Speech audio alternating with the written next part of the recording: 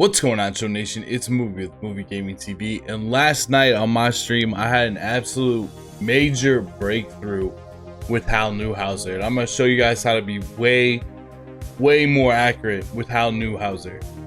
He's gone from being a pitcher that I couldn't stand to being a pitcher that I kind of liked, to being a pitcher that I couldn't stand again, to being a pitcher that might be one of my favorite ones to use, because I found out something about him that makes him a lot better.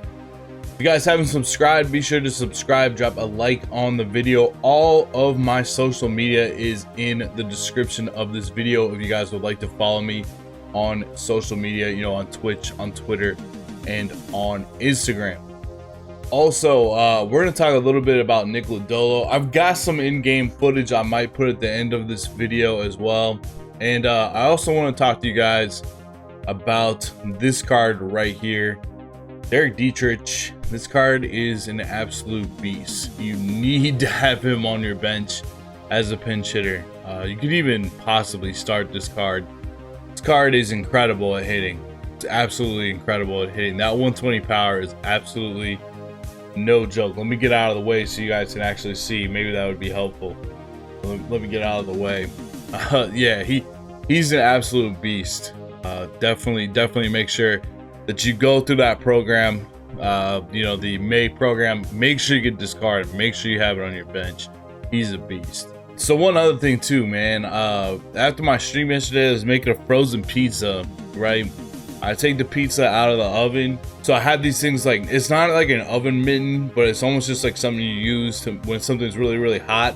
Like, there's this little separation in it, and I ended up burning my thumb, the tip of my left thumb, on the oven rack. And I don't know, man, like, I need my left thumb to play this game. Make sure you guys drop a like to help my thumb heal faster. I don't know what the deal is, man. I put it under some cold water. I'm just gonna probably try to like angle my thumb like not on that spot. It doesn't really hurt too bad. It just feels really weird. If you guys have any kind of advice for what I should do with that, let me know down in the comments below. I would appreciate that as well. Also, yeah, another thing too, I'm just looking at my lineup. We're running Craig in left, Mickey in center, and Gary in right, so we can put Correa in. His arm strength is really nice to have. Like, we have so much arm strength at these two spots now. And Craig running around on left, he's actually pretty dang fast out there, so we have a lot more speed. We just have Gary out in right still, which isn't ideal, but what are you gonna do? It's Gary Sheffield. So let's go ahead and get into this stuff about Hal Newhouser. Okay, so what I want you guys to pay attention to, and I'll probably stop this, I'll probably like freeze it when I'm editing this video so you guys can see. But I was having a lot of trouble using Hal's windup. I didn't like it. I kind of liked him out of the stretch until I found this little visual cue to help me out. Now, a lot of times, obviously, you guys are gonna want to watch the analog meter when you're pitching, but I want you guys to watch Hal's right foot. All right, so this would be a good way to do this, honestly. So we got Hal's motion. Here he goes. I'm really watching the right foot. He doesn't have that big of a leg kick. He just kind of brings it up like that, and then it kind of hits this like perfect motion. So he goes in with his leg. He makes kind of like that right angle with his foot, and that's what I'm looking for. So it's kind of a straight line. Here's the right angle. His foot becomes like square with the ground. That's what I'm really looking for, is his foot to become square with the ground like that. So it's like perpendicular with the ground, and he has that right angle with his leg. And then that's basically the timing that I can use every single time to pitch like way better with him. Watch that right foot, that right angle that I'm talking about. I don't know, man, it's really been helping me out. The other thing I'd say with Hal too is, you'd think that you want to throw this sweeping curve a lot more, but really you need to focus on using the fastball, the slider, and the changeup. The slider is really good too, because it looks a lot like the fastball, but it just has a motion and a lot different speed, so that pitch is really nice. The changeup, especially here to a right-handed hitter, throw it low and away, and a lot of times you can get them to roll over on that. And then the sweeping curve, it's more like a curve than it is like a slider. It has a lot of crazy break on it, but it's like you don't want to use. I was using that pitch too much I was using that pitch too much like it was a slider, because it kind of has that kind of break, but it's more of something you want to use as like a curveball than use that. But yeah, I'm really starting to like using Newhouser now that I got this timing method down with his foot.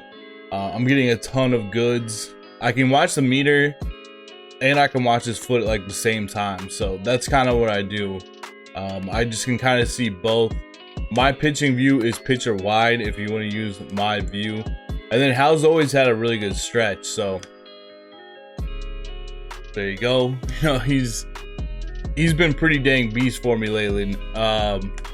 He had a game where he came in through like 4 or 5 innings of no hit ball. I think he eventually gave up like 1 out of relief, and then also he started and had a complete game shutout against Corey Kluber.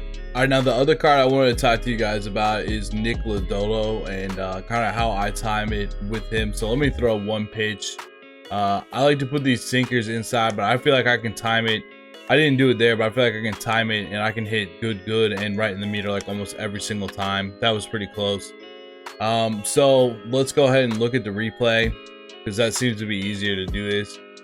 Right when he gets his hands like, you know, right about there, that's always kind of what I'm looking for. It's like right about there, I'm looking to push back up on the right stick. It's just like this, almost when he gets like that right angle again with his leg, it's like the same idea as well.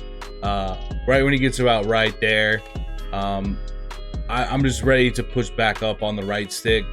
And I'm gonna show you another thing that I do with him. So I throw all these, I put it right there when I throw these pitches. There it is exactly. I just dominate with this pitch all game, either inside the lefties or outside. I really wish we could get up a right-handed hitter. Hopefully we'll get one of those up too. But I'll show you guys how I throw my slider to the outside. So I put the ball right here with this classic view, and then I can push straight up and straight down, and it almost always puts it on the outside corner. And that's pretty easy to push it up and down. It doesn't like really leave it in the middle, so to speak. That time I missed. And I can throw this pitch anywhere too, you know. I can throw a slider or my sinker like down and in with a lot of movement. Yes, we got a righty. That's perfect. So these righties, good luck, because I'm gonna hit you up and away with the sinker. Lots of times that's either a ball, which is fine, or it's a strike right on the corner, or they'll chase it. And then I put the slider right here. I put the baseball with classic right there, straight up, straight down, almost straight up and straight down. And a lot of times if I hit that right, I'll go to the middle of the plate or a little bit to the inside. I don't really necessarily worry about hitting the hoop, and I'll try to get through this inning real quick so I can pitch a little bit more with them. But it's really dominant. All right, so we got another righty in Witt.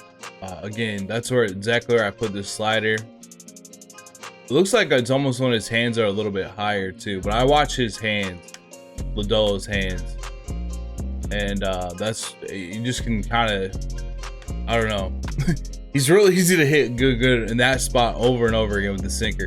Then the slider, I'll move in here, so I'll go sinker sometimes, and then I'll mix it up with the slider. You can almost go straight up and straight down. See, like how I didn't go all the way back over to the hoop? That's the key point here.